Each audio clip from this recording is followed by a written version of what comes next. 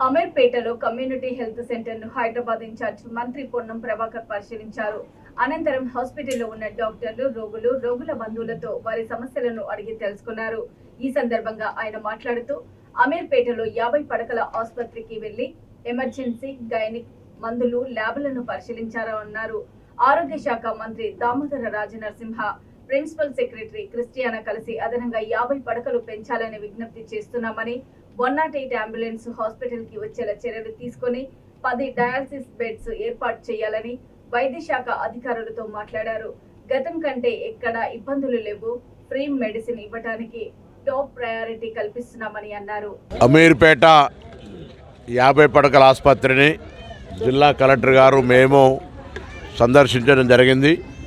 ఇక్కడ ఉన్నటువంటి పరిస్థితులు, వివిధ డాక్టర్లను లేదా మందులకు సంబంధించిన ఫార్మసీ, ఇతరత్ర పరీక్షలకు సంబంధించి ఎమర్జెన్సీ, గైనిక్ అన్నీ కూడా అబ్జర్వ్ చేసినప్పుడు ఇక్కడ స్థానికుల విజ్ఞప్తి ఏంటంటే పేషెంట్స్ చాలామంది వస్తున్నారు, ఈ ఏరియా అంతా ఇక్కడికే రావడం జరుగుతుంది కాబట్టి సరిపోవడం లేదు బెడ్స్ కానీ అంటే వెంటనే సంబంధిత అధికారులతోటి గౌరవ ఆరోగ్య శాఖ మంత్రి దామోదర రాజనరసింహ గారికి కూడా సంబంధిత ప్రిన్సిపల్ సెక్రటరీ క్రిస్టియానా గారికి, వైద్య విధానానికి సంబంధించినటువంటి అజయ్ గారికి అందరికీ నోటీస్ చేయించినాము. దీనికి సంబంధించిన ప్రతిపాదనలు గౌరవ జిల్లా కలెక్టర్ గారిని అదనపుగా 50 పడకల ఆసుపత్రికి పంపమని జిల్లా ఇన్ఛార్జ్ మంత్రిగా అవసరమైతే ముఖ్యమంత్రి గారిని కలిసి తొందరలో శాంక్షన్ చేయించే విధంగా చర్యలు తీసుకుంటాం ఈ ప్రాంత ప్రజల ఆకాంక్షలకు అనుగుణంగా.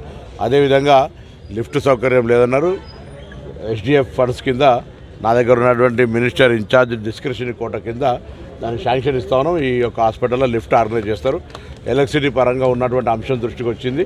ఎలక్ట్రిసిటీ అధికారులను పిలిచి హాస్పిటల్ ఏరియాలో 24/7 ఎక్కడ డిస్టర్బెన్స్ రాకుండా పవర్ సప్లై చేయాలని చెప్తా ఉన్నాం.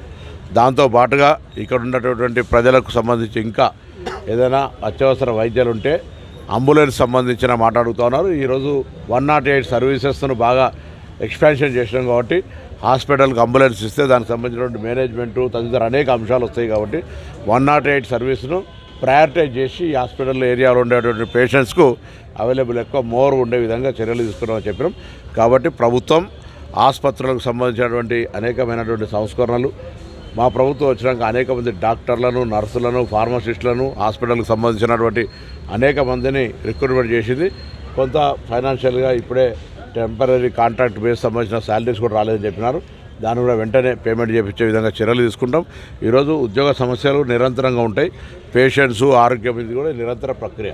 కానీ అందరూ సమన్వయంగా చిన్న చిన్న సమస్యలు ఉన్నాయని మనం ఎటువంటి సర్వీసెస్ ఇబ్బంది పెట్టకుండా సర్వీసెస్ చేయాలని డాక్టర్లందరినీ కోరుతాను.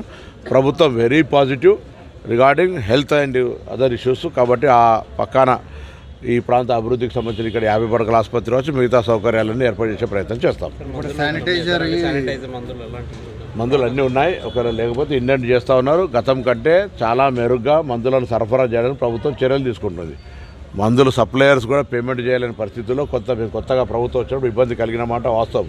కానీ దాని అంతా స్ట్రీమ్లైన్ చేసి ఈరోజు ఇండెంట్ చేయడం కానీ, బిల్ పేమెంట్ చేయడం కానీ, టాప్ ప్రయారిటీ మెడిసిన్ల ఫ్రీ మెడిసిన్ ఇచ్చే కాడ కూడా రాష్ట్రం మొత్తం ప్రాధాన్యత కలిగే విధంగా చర్యలు తీసుకుంటాం.